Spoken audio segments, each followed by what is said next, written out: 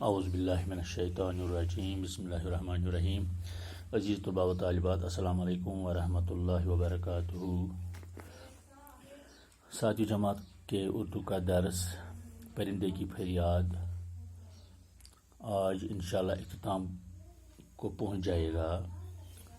یہ نظم جس کو آج ہم پچھلے لگ بھگ ایک ہفتے سے پڑھ رہے ہیں، تو آج جو درسی سوالات میں سے آخری سوال ہے وہ آج ہم کریں گے، تو کل انشاءاللہ نئے سبق پر آئیں گے۔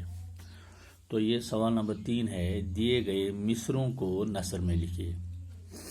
یہ مصرے دیے ہوئے ہیں۔ مصرع آپ جانتے ہو، مصرع جو شعر ہوتا ہے، شعر کے 2 حصے ہوتے ہیں جن کو مصرے کہتے ہیں، پہلا مصرع اور 2 مصرع۔ 2 مصروں کا ایک شعر بنتا ہے۔ تو یہاں پر 4 مصرے دیے ہوئے ہیں، ان 4 مصروں کو ہمیں نثر میں لکھنا ہے، یعنی کہ جس کو ہم کہتے ہیں ان کا مطلب اگر یہ نظم میں ہیں، شاعری میں ہیں، ہمیں ان کو ان مصروں کا نثر بنانا ہے، نثر میں تبدیل کرنا ہے ان کو۔ تو پہلا مصرع ہے، آتا ہے یاد مجھ کو گزرا ہوا زمانہ۔ تو اس کو جب ہم نثر میں لکھیں گے، مجھے گزرا ہوا زمانہ یاد آتا ہے۔ آتا ہے یاد مجھ کو گزرا ہوا زمانہ، یہ شاعری میں ہے۔ جب ہم اس کو نثر میں لکھیں گے، مجھ کو گزرا ہوا زمانہ یاد آتا ہے۔ دوسرا مصرع ہے، لگتی ہے چوٹ دل پر آتا ہے یاد جس دم۔ یعنی جب ہم اس کو نثر میں لکھیں گے، جس دم جب مجھے یاد آتا ہے تو میرے دل پر چوٹ لگتی ہے۔ کیا جب یاد آتا ہے؟ جب پرندے کو اپنی آزادی یاد آتی ہے، اپنا گھونسلہ یاد آتا ہے، اپنا آشیانہ یاد آتا ہے، اپنے دوست و احباب پرندے جب یاد آتے ہیں تو اس کے دل پر چوٹ لگتی ہے،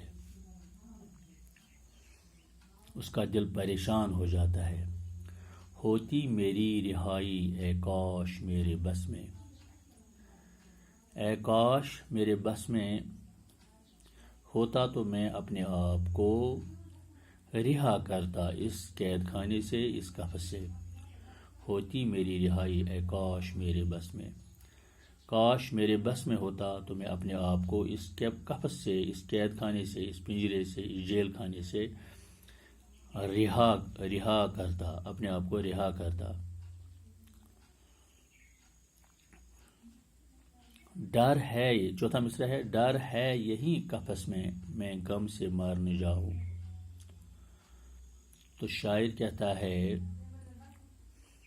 کہ مجھے ڈر ہے کہ میں اس پنجرے میں ہی مر نہ جاؤں، کہیں میری جان اسی پنجرے میں ہی نہ نکل جائے۔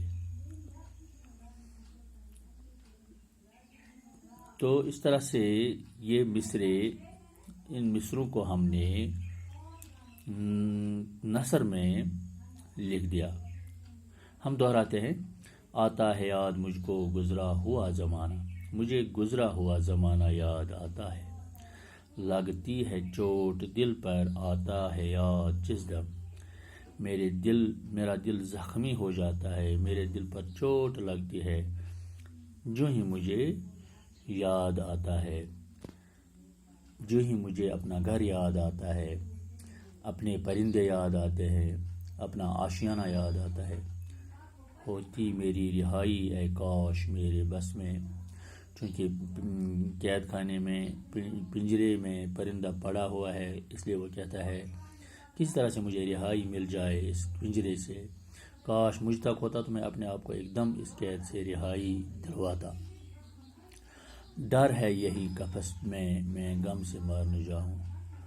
اب مجھے ڈر ہے، مجھے خوف ہے کہ میرا انتقال، میری موت اسی قفس میں، اس قید خانے میں، اسی پنجرے میں مت ہو جائے، نہ ہو جائے تو میں اسی میں نہ مر جاؤں۔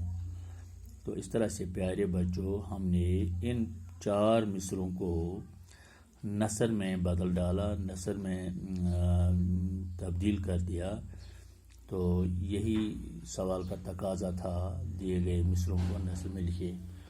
تو مجھے امید ہے پیارے بچوں، یہ نظم ساری، اس کی بلند خوانی، اس کے نئے الفاظ، اس کے سوالات، اس کا مورل، اور یہ جو آج کے سوالات جو ہم نے کیے، آپ کو صحیح ڈھنگ سے یہ نظم سمجھ میں آئی ہوگی۔